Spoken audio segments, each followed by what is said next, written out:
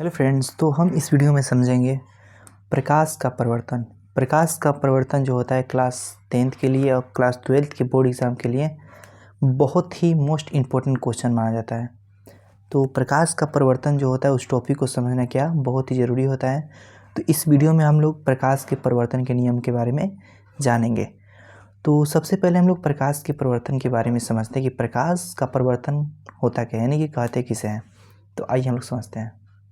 यहाँ पर डिफिनीशन हम लोग देखते हैं कि प्रकाश का किसी सतह से टकराकर लौट जाने की क्रिया को प्रकाश का परिवर्तन कहती है। जैसे मान लीजिए कोई हम लोग टॉर्च मारते हैं या कहीं सूर्य से प्रकाश आता है तो किसी न किसी सतह से ज़रूर टकराता है। तो अगर वो सतह से टकराने के बाद पुनः वापस लौट जाता है तो प्रकाश के परिवर्तन के अंतर्गत उसको माना जाता है। तो वही यहाँ पर डिफिनीशन है कि प्रकाश का किसी सतह से टकराकर लौट जाने की क्रिया को प्रकाश का परिवर्तन कहते हैं। अब इसको डायग्राम के माध्यम से समझना हो तो हम इस प्रकार समझ सकते हैं। तो यहाँ पर हम देखते हैं एक समतल दर्पण ले लेंगे जो जिसको मिरर भी कहा जाता है। मिरर में क्या रहता है, एक तरफ उसको रंगा रहता है, ठीक है, उसका भाग एक तरफ रंगा रहता है, एक तरफ क्या होता है, खाली होता है। तो यहाँ पर समतल दर्पण से मान लीजिए यहाँ से प्रकाश कोई आता है, रेड कलर से देखिए यहाँ पर दिखाया गया प्रकाश को आना। तो प्रकाश यहाँ पर आ रहा है, एक किसी निश्चित बिंदु पर यहाँ से टकराने के बाद पुनः क्या हो रहा है, वापस लौट जा रहा है। तो इसी प्रक्रिया को हम प्रकाश का परिवर्तन कहते हैं। अब देखिए यहाँ पर हम समझते हैं जो ये प्रकाश का किरण लौट रहा है इसको हम लोग कहते हैं परावर्तित किरण। क्या कहते हैं? परावर्तित किरण इसको कहा जाता है।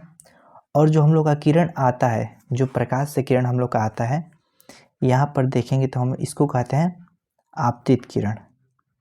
इसको क्या कहा जाता है? इसको आपतित किरण। यानी कि आपतित किरण के रूप में प्रकाश आता है और फिर पुनः सतह से टकराने के बाद फिर परावर्तित किरण के रूप में क्या होता है, वो रिफ्लेक्स होकर वापस लौट जाता है, ठीक है। तो इसको हम लोग प्रकाश का परिवर्तन कहते हैं।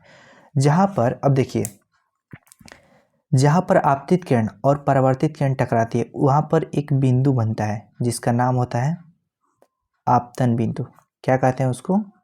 आपतन बिंदु, ठीक है, इसका नाम है आपतन बिंदु। तो जहाँ पर आपतित किरण और परावर्तित किरण टकराती है उसको क्या कहा जाता है? उस बिंदु को आपतन बिंदु कहा जाता है।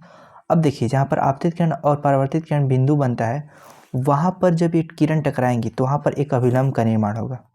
किस चीज़ का निर्माण होगा? एक अभिलंब का निर्माण होगा। तो यहाँ पर एक अभिलंब का निर्माण होगा, यहाँ पर लिख देंगे इसको अभिलंब, ठीक है। अब देखिए फिर उसके बाद क्या होता है कि आपतित किरण और अभिलंब, यहाँ पर आप देख रहे हैं कि आपतित किरण और अभिलंब एक कोण का निर्माण करते हैं। यहाँ पर एक कोण बन रहा है जिसको हम लोग क्या कहते हैं, जिसको आई कहा जाता है। क्या कहा जाता है? आई। यहाँ पर आपतित किरण और अभिलंब के बीच में जो कोण बनता है उसको आपतित कोण कहा जाता है। तो यहाँ पर आपतित किरण और अभिलंब के बीच में कौन सा कोण बना? आपतन कोण, जिसको आई द्वारा क्या सूचित किया जाता है। उसी प्रकार यहाँ पर अभिलंब और परावर्तित किरण के द्वारा जो कोण बनता है उसको क्या कहते हैं? उसको आर द्वारा सूचित कर उसको परावर्तन कोण कहते हैं, ठीक। तो ये हम लोग का प्रकाश का परिवर्तन का डायग्राम है। जब क्वेश्चन पूछे कि प्रकाश का परिवर्तन को उदाहरण द्वारा समझाएं तो यहाँ पर आपको प्रकाश का परिवर्तन लिखना पड़ेगा, उसके बाद ये डायग्राम बनाना पड़ेगा, उसके बाद इन शब्दों के बारे में बताना पड़ेगा।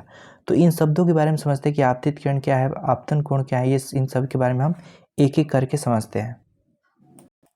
जब यहाँ पर आपतित किरण को हम समझते हैं तो देखिए किसी माध्यम से होकर आने वाली प्रकाश के किरण को क्या कहते हैं? आपतित किरण। वो माध्यम कुछ भी हो सकता है, तरल माध्यम हो सकता है जैसे पानी हो गया, लिक्विड हो गया कोई, या हवा माध्यम हो सकता है। तो माध्यम कोई भी हो सकता है, उस माध्यम से जो प्रकाश आती है उसको आपतित किरण कहा जाता है। जो प्रकाश जहाँ से भी है आने वाली प्रकाश को हम लोग क्या कहेंगे? आपतित किरण कहेंगे। यहाँ पर हम देखते हैं परावर्तित किरण। तो किसी सतह से टकराकर पुनः उसी माध्यम में लौट जाने वाली किरण को क्या कहते हैं? यहाँ पर जब डायग्राम में हम आपतित किरण जिस सतह से टकराती थी, जैसे समतल दर्पण हमने यहाँ पे लिया है, तो सतह से टकराने के बाद फिर पुनः क्या हो जाती थी? वो परावर्तित होकर निकल जाती थी, यानी कि वो उसी माध्यम में क्या होती थी? लौट जाती थी। तो वही उसका डिफिनीशन हुआ, किसी सतह से टकराकर पुनः उसी माध्यम में लौट जाने वाली किरण को क्या कहते हैं? हम लोग परावर्तित किरण कहते हैं। अब आगे समझते हैं। तीसरा नंबर है आपतन बिंदु। तो आपतित किरण सतह के जिस बिंदु पर पड़ती है उसे हम लोग क्या कहते हैं? आपतन बिंदु कहते हैं। तो ये सब कुछ डिफिनीशन है जिसके बारे में हम एक एक करके क्या कर रहे हैं? अध्ययन कर रहे हैं। तो यहाँ पर फिर से एक बार समझ लेते हैं। देखिए, जो आपतित किरण होती है वो सतह के जिस भी बिंदु पर टकराती है उसी बिंदु को क्या कहेंगे, आपतन बिंदु कहेंगे। जैसे मान लीजिए आपतन बिंदु, ये आपतित किरण जो था इस बिंदु पर टकराती है, इसको आपतन बिंदु कहती है। मान लीजिए आपतित किरण यहाँ से आता है, यहाँ पे इस बिंदु पर टकरा जाता है, तो यहाँ पर आपतन बिंदु हो जाता है। ठीक है, तो जहाँ पर भी आपतित किरण टकराती है वहाँ पर क्या होता है, आपतन बिंदु का निर्माण होता है। अगला टॉपिक हम लोग का अभिलंब। तो आपतन बिंदु पर खींचे गए लंब को क्या कहा जाता है, अभिलंब कहते हैं। जैसे ऊपर हमने देखा यहाँ पर फिगर में, तो आपतन बिंदु ये था, आपतन बिंदु पर क्या हम लोग अभिलंब का निर्माण किए, तो यहाँ पर क्या आपतन बिंदु पर खींचे गए लंब को क्या कहा जाता है, अभिलंब कहा जाता है। तो यहाँ पर आपतन कोण आता है, तो आपतित किरण तथा अभिलंब के बीच बने कोण को हम लोग आपतन कोण कहते हैं, जिसे आई द्वारा सूचित किया जाता है। देखिए यहाँ पर आपतित किरण ये रहा और अभिलंब, इसके बीच में जो हम लोग का कोण बनता है वो कौन सा कोण होता है, तो आपतन कोण होता है। अगला हम लोग का देखिए है परावर्तित कोण। अगला हम लोग का है परावर्तन कोण। तो परावर्तित किरण तथा अभिलंब के बीच बने कोण को हम लोग परावर्तन कोण कहते हैं, जिसे क्या आर द्वारा सूचित कर। जैसे यहाँ पर आप लोग देख रहे हैं, ये हुआ हम लोग का परावर्तित किरण और ये हुआ अभिलंब। तो इन दोनों के बीच में जो कोण बनता है उसको क्या कहा जाता है, परावर्तन कोण। ये तो रहा इसके बारे में थोड़ा सा डिटेल। अब हम जानेंगे प्रकाश के परावर्तन के नियम के बारे में। तो प्रकाश का परावर्तन का नियम दो प्रकार का होता है। कितने प्रकार का होता है, दो प्रकार का। अगर प्रकाश के परावर्तन का नियम आपसे परीक्षा में पूछे तो ये डिफिनीशन छोटा सा लिख देना है, ये डायग्राम बना देना है और ये सब इतना चीज़ों का वर्णन नहीं करना है, इसमें से कुछ भी नहीं करना है। ये मैं सिर्फ यहाँ पर समझाने के लिए आपको लिखा हूँ। और उसके बाद आप लोग लिख देना है प्रकाश के परावर्तन के दो नियम होते हैं और उस नियम को लिख देना है। तो आइए समझते हैं वो दो नियम कौन कौन से हैं। तो प्रकाश के परावर्तन के दो नियम होते हैं। पहला होता है नियम, आपतन कोण हमेशा परावर्तन कोण के बराबर होता है, यानी कि कोण आई का मान जो होता है कोण आर के हमेशा क्या होता है, बराबर होता है।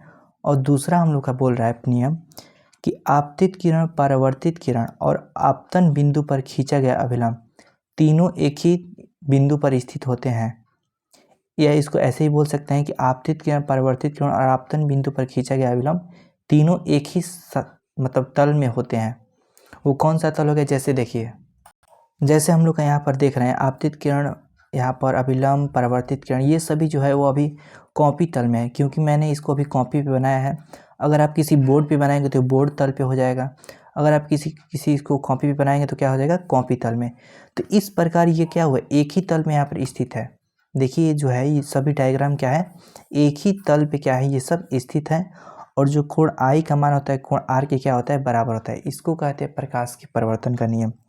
तो प्रकाश का परिवर्तन का नियम जब भी परीक्षाओं में आए तो क्या करना है, आपको एक छोटा सा डिफिनीशन लिख देना है, उसके बाद ये डायग्राम बनाना है, उसके बाद प्रकाश के परिवर्तन के दोनों नियमों को ये लिख देना है। आपका यहाँ पर क्या हो जाएगा, यहाँ पर पूरा कंप्लीट हो जाएगा प्रकाश का परिवर्तन नियम और आपको फुल मार्क्स मिलेंगे। तो धन्यवाद, इस वीडियो में इतना ही। अब अगले वीडियो में मिलेंगे अगले टॉपिक के साथ।